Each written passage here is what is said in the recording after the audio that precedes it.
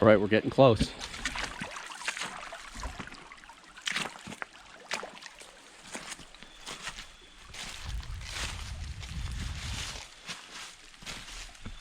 Definitely fall here, Pennsylvania. I think today is October 23rd.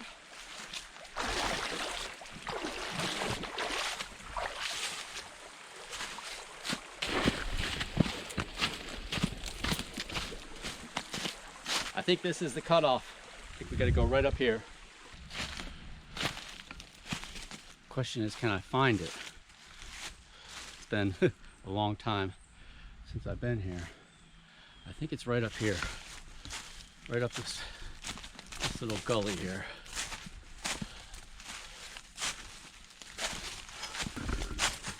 Or maybe not.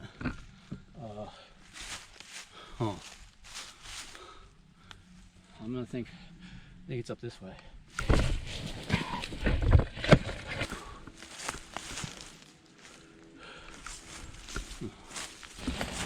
All right, here's the quarry, I think. Part of this is a quarry. I think that's where we are. But this is an older quarry. Probably 100 years up, and here we are. And I think we have found it. Yeah, this is a quarry, but it's a very older quarry, probably 100 years older than the ones they blasted out for the dam, or maybe 50 years. I don't know, 50 to 100 years. Okay, so here's the entrance right here. Now, since I've been here, last time I've been here, it looks like there's been a lot of slumping of the soil coming down, rain coming down, because I don't remember the entrance being this low. The entrance itself looks like it's only about 8 inches high.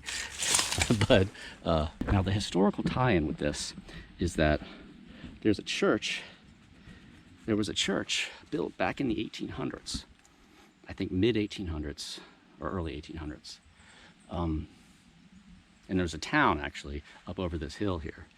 And they, while they were blasting out limestone, because remember, again, this is the Conestoga, this is the good layer, this is a good layer of the Conestoga. Good in the sense of it's good for building because it's solid, and good for caves because it's pure.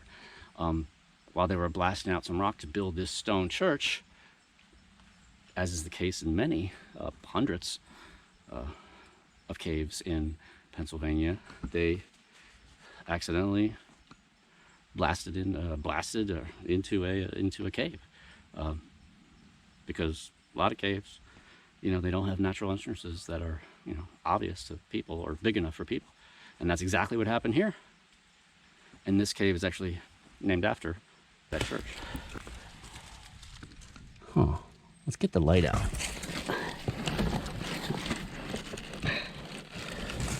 We're gonna stick this sucker in there now. As I was saying before, it's been a long time since I've been here, and judging by what I'm seeing, there's been quite a bit of filling in, but especially right here at the entrance. But you see that right there? That's a big quartz vein that goes right through. So this is the first room right here. But what we're gonna do is we're gonna use my hammer, and we're gonna dig this entrance out a little bit, because right now it's probably a little bit too small for me to get in.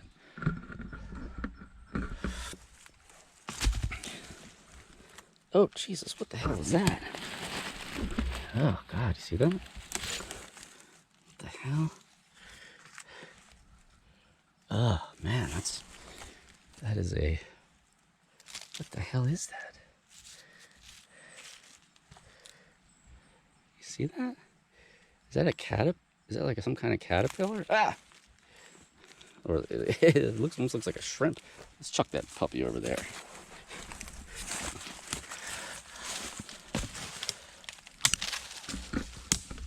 This looks like a stick. let's just get rid of this stick.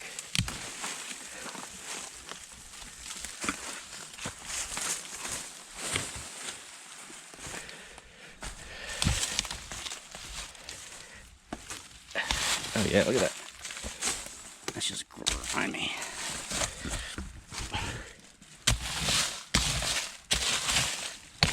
Yeah, it was not like this last time I was here. Of course, that was a long time ago. But look at this. This stuff is loose. Very loose. Which to me says it's just stuff that's fallen in.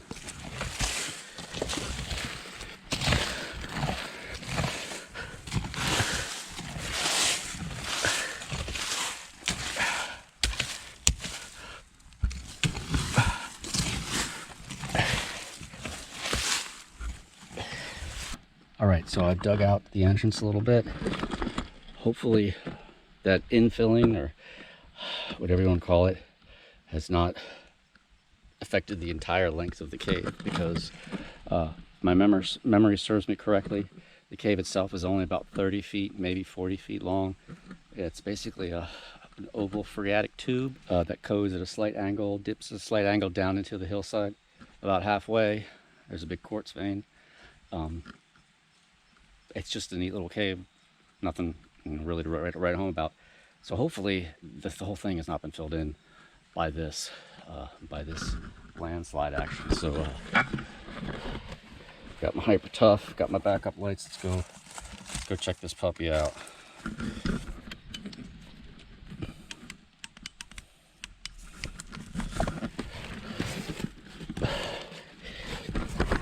First thing I'm gonna do is, what the hell is that thing in there? I'm gonna go in feet first. That way I can push all this crap in front of me and basically create a path for me to get in there without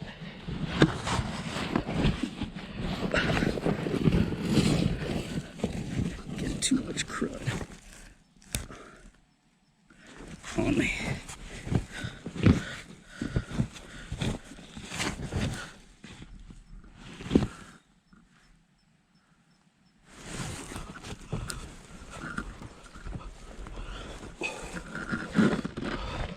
Jeez, that's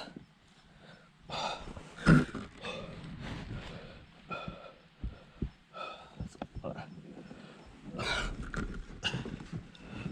just kind of getting that crap out of there. You know, it does feel somewhat full. I know for sure that it was not. Oh, jeez.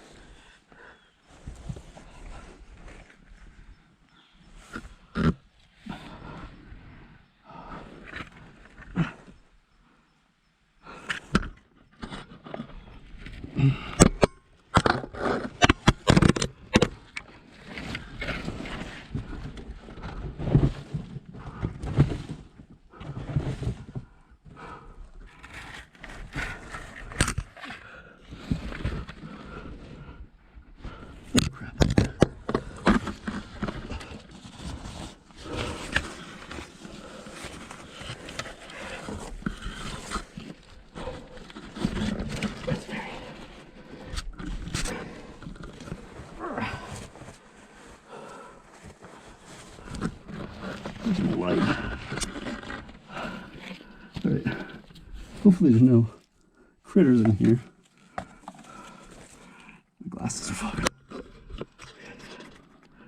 Okay. So, yeah, it's definitely lower than it was before.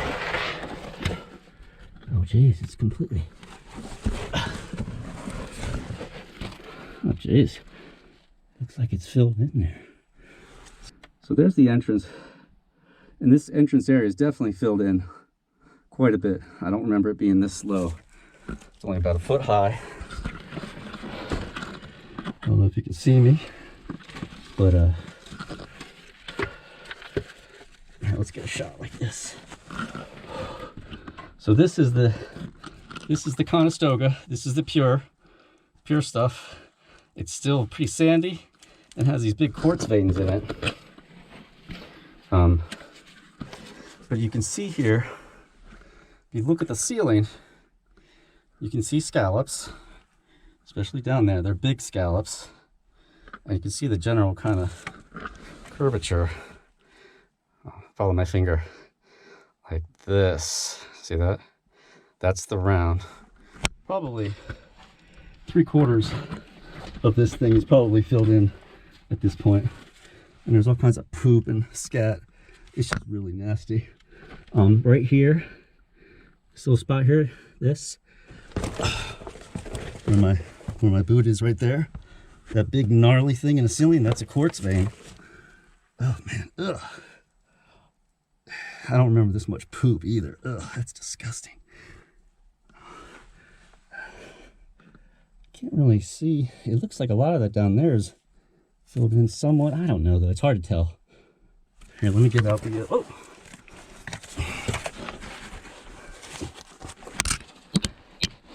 Where did my light go? See, I lost. Oh, my light's back there. My beam flashlight's still at the entrance. Anyway, and like I said, it trends down. And it only goes in about another 20 feet after this quartz vein, so it's just nasty. And it's filled in a lot. So I'm gonna skip. I'm gonna skip going in there. Hope you guys don't mind. It's it's particularly kind of gross. What I'm gonna do is what I'll do is I'll do a little probe first before we head out. But like I said, it's a pretty wide passage. It's 10 feet wide, maybe even 20, 10, 15 feet wide, but it's really low. It's basically a phreatic tube. So this would have formed mostly underwater in an oval type shape. That's why I had the big scallops, and it formed in a preferentially pure bed. So let's go ahead and telescope this sucker, and we're going to go past the. We're just going to take a little peek, see, past the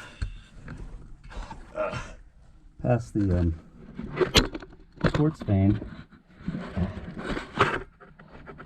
See if you can see anything. Could be some animals down there too, because it trends down to just basically a dead end at a downward angle. Oh, it stinks too. Oh, all right. Let's get this sucker back. Oh man, what am I gonna do now? For effect, purely for cinematography, I'm gonna film myself doing that,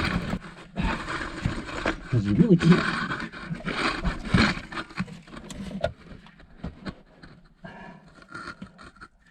Turn your head at a certain point.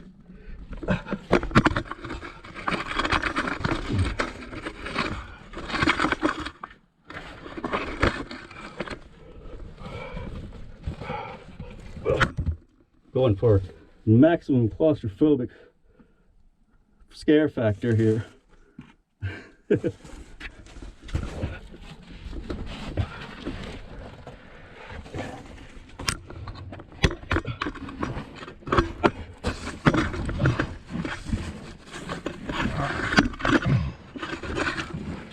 Don't want to scratch the lens either. Can you see that?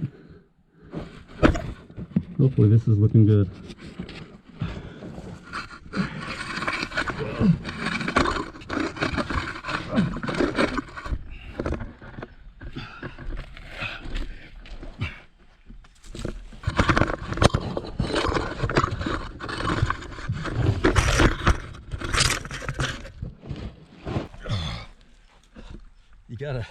You gotta come out on the right side, otherwise you're getting stuck.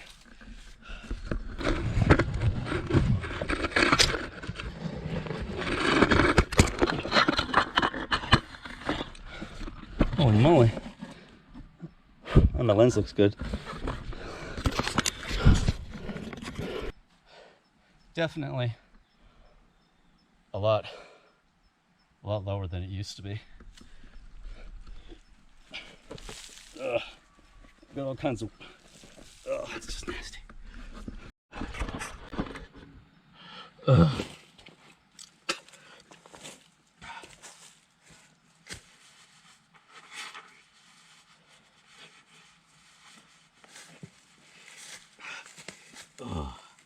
Well, I guess, excuse my hair here, let me put my hat on. Well,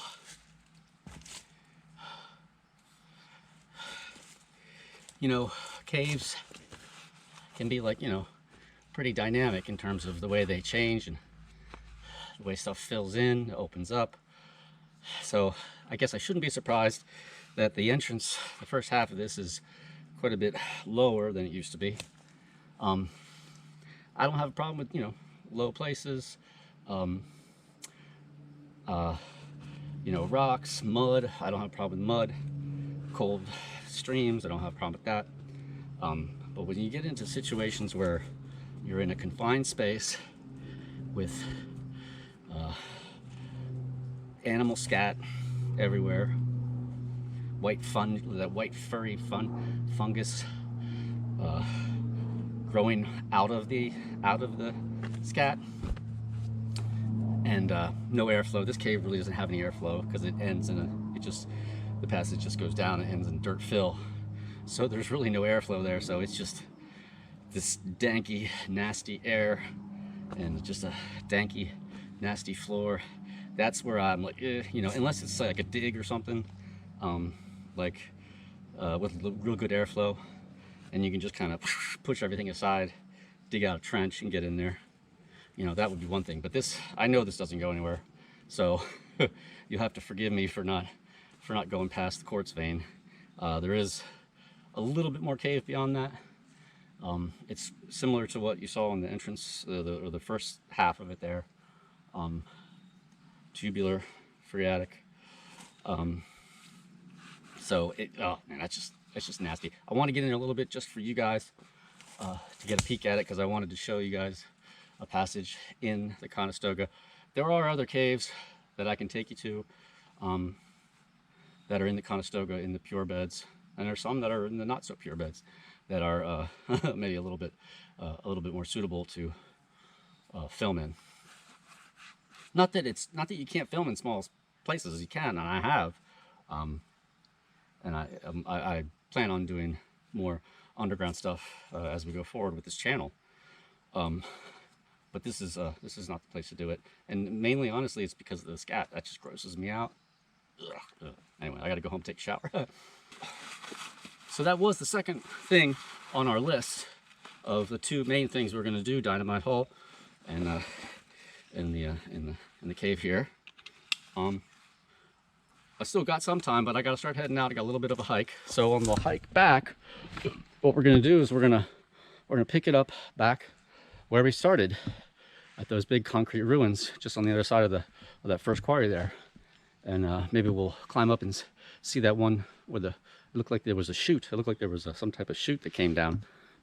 Maybe we'll find some cool stuff down there. So again, sorry we couldn't do more in there, but it's just really gross. All right, I'll pick it up. All right, we're back. I washed my hands and my face off in the stream. You boomers and Gen Xers might remember that song. I'm gonna wash that scat right out of my hair. I think it was a shampoo commercial from like the 80s or the 70s. I don't know, it was a long one. I'm gonna wash that scat right out of my hair. Anyway, I'm gonna do that when I get home. I'm gonna dip my entire body in a big vat of isopropyl alcohol. All right, so we're back at the ruins where we started this whole adventure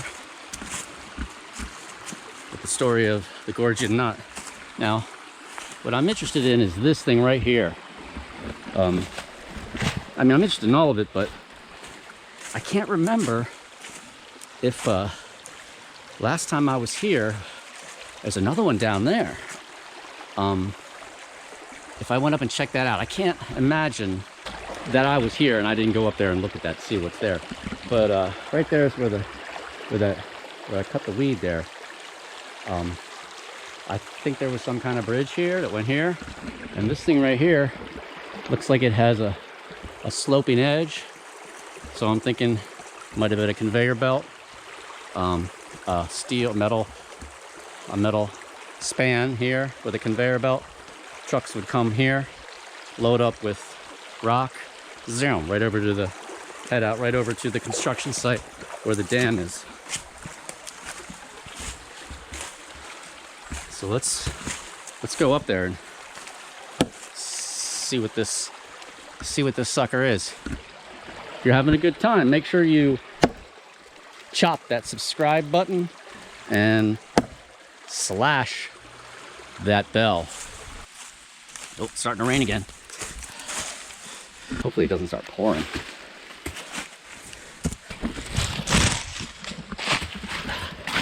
Here are some metal I-beam inserted into the concrete, which have been, looks like they were cut with a, what do you call that? Not an arc welder, but a torch. Those torches they use. So there must have been some kind of structure made of metal in conjunction with the concrete. Go check this out. Oh, it's raining. Ugh, that sucks. Okay. So something's coming down here, flowing over here. Yep, here's some more metal. Some kind of structural divot there. See that? Oh, it's really starting to rain. All right, now I'm at the top. I don't want to fall. A 20, 30 foot drop. And then, yeah, you see those, you can see the metal parts right there. So there were I-beams going across here, from there over to there. So I would imagine it ran right up there. Not seeing any entrances to any underground stuff or any, subterranean stuff. I was hoping there might be something under. Oh, here, look at this. And here you can still see the remnants. Well, you can see the aggregate, and then here you can see the remnants of the wood.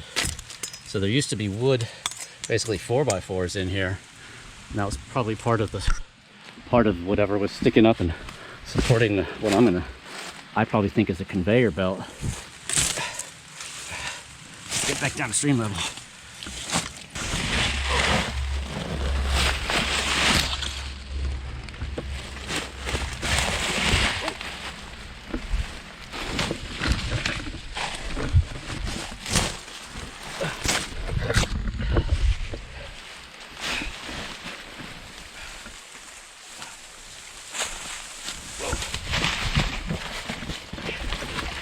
Oh, look at this.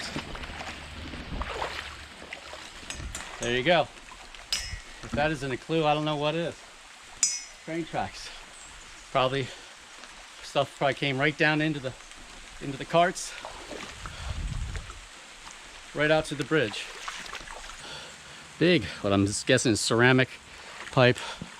And we got another one of these, which is, again, delivering some kind of material, maybe smaller. Crushed stone, big concrete emplacement.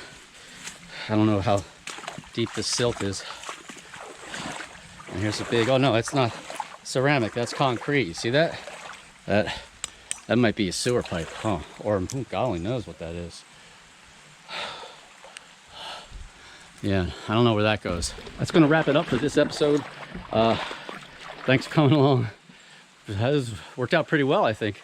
Got some good footage.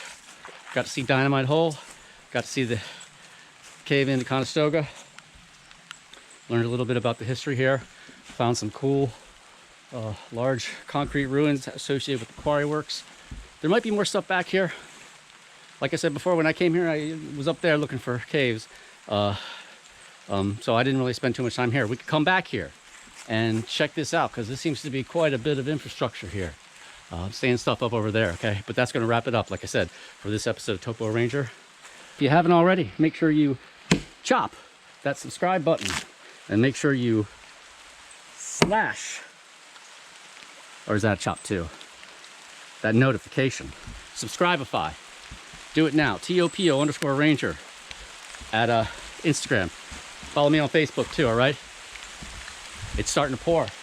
I got to get out of here. Got a little bit of a hike. I'm running out of time. I don't want to get too wet, okay? Love having you guys along. As always, I'll see you next time. This is Brett, TopoRanger, signing out.